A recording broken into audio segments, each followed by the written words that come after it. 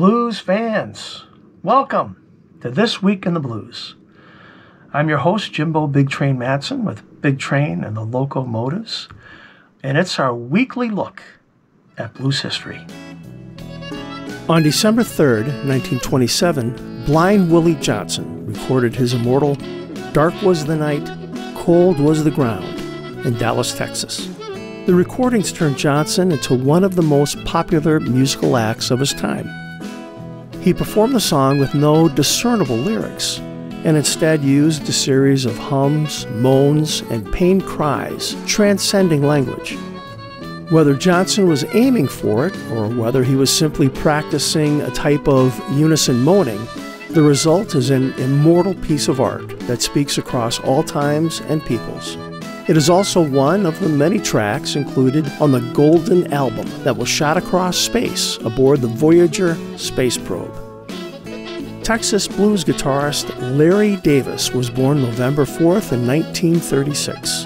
He's best known for co-writing the song Texas Flood, later recorded to greater commercial success by Stevie Ray Vaughan.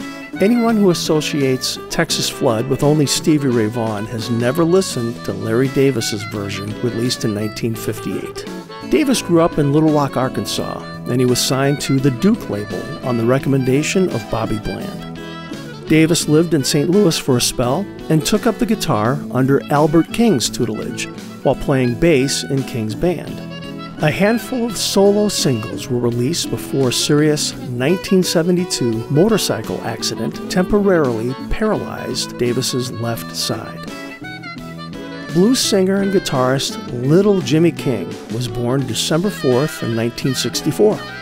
Born Emmanuel Lynn Gales, he created his stage name in deference to his two musical heroes, Jimi Hendrix and Albert King.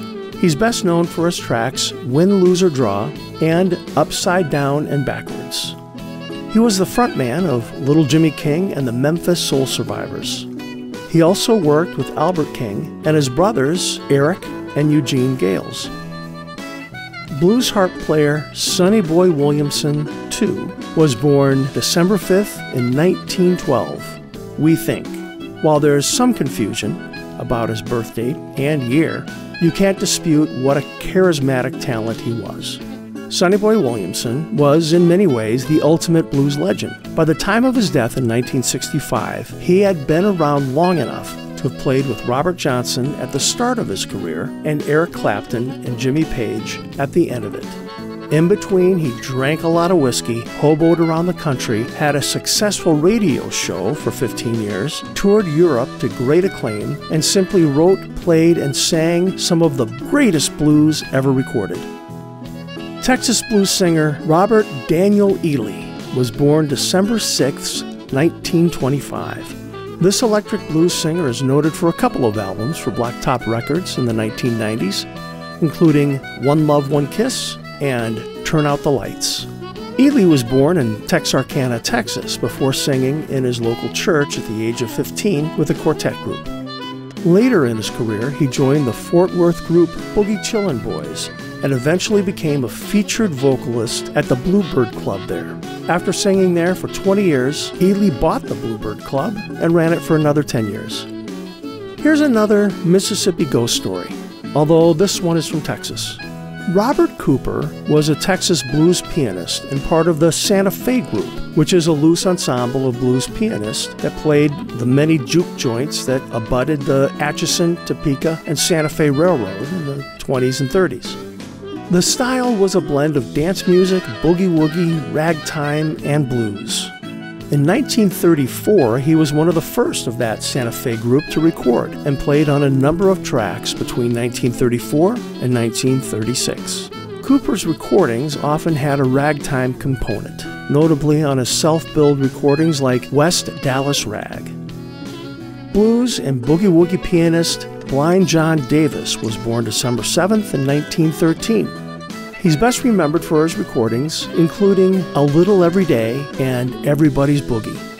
Although he was world-renowned as a blues pianist, he was proud of his ability to play ragtime, a little jazz, even a small C Tin Pan Alley ditty or two. Born in Hattiesburg, Mississippi, the family moved to Chicago when he was 2.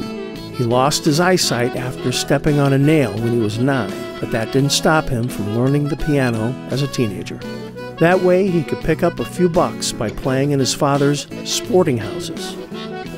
On December 7, 1965, Willie Dixon brought KoKo Taylor to Chess Records, where she recorded Wang Dang Doodle.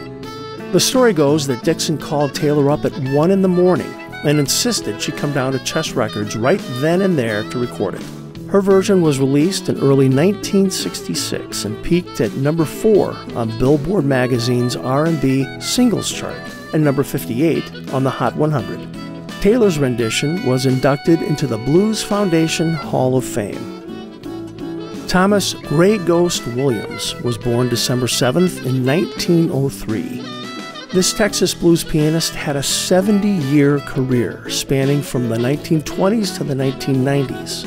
He often traveled to the area dances and roadhouses by riding empty boxcars.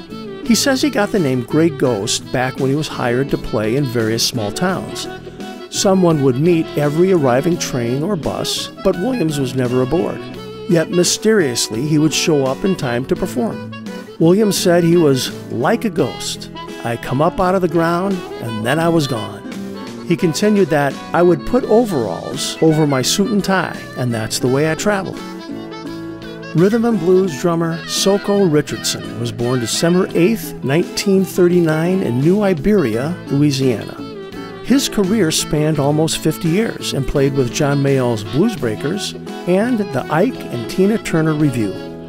His musical career began at the age of 16 when he left home to tour the South with local bands. Not long after, Ike Turner heard Richardson play in Texas. He hired him to play with his band, the Kings of Rhythm, and then later with the Ike and Tina Turner Revue. Harmonica blues legend Junior Wells was born December 9, 1934 in West Memphis, Arkansas. He's best known for a signature song, Messin' with the Kid, and his 1965 album Voodoo Man Blues, described as one of the truly classic blues albums of the 60s. Initially taught by his cousin Junior Parker and by Sonny Boy Williamson, Wells learned to play the harmonica skillfully by the age of 7. He performed and recorded with various notable blues musicians, including Muddy Waters, Earl Hooker, and Buddy Guy. He remained a fixture on the blues scene throughout his career, and also crossed over to rock audiences while touring with the Rolling Stones. Louisiana blues singer and songwriter Jesse Hill was born on December 9, 1932 in New Orleans. He's best remembered for the classic song, Ooh Poopa-Doo. I just love saying that. Ooh Poopa-Doo. Anyway, he was playing drums in local bands by his teens, and in 1951, he formed his own group, the House Rockers. He spent time drumming for Professor Longhair and Huey Piano Smith. In 1959, Hill formed a new version of the House Rockers, allowing him to do more vocal work. Blues guitarist Blind Roosevelt Graves was born December 9, 1909. On all of his recordings, he played with his brother, Roy Graves, who was also nearly blind and played the tambourine. They were credited as Blind Roosevelt Graves and his brother. His first recordings were made in 1929 for Paramount Records. Theirs is the earliest version of the song Guitar Boogie, and they exemplified the best in gospel singing with I'll Be Rested. One blues researcher has suggested that their 1929 recording of Crazy 'Bout My Baby could be considered the first rock and roll recording. And I am not going anywhere near the emotional tar pit triggered by the question, what's the first rock and roll song? Okay, blues fans, we just covered some of the highlights here. Now, if you want to know more about these artists or other things that happened this week in the blues, be sure to follow our social media pages or visit our website at bigtrainblues.com. We'll have a new episode next week, so we'll see you then.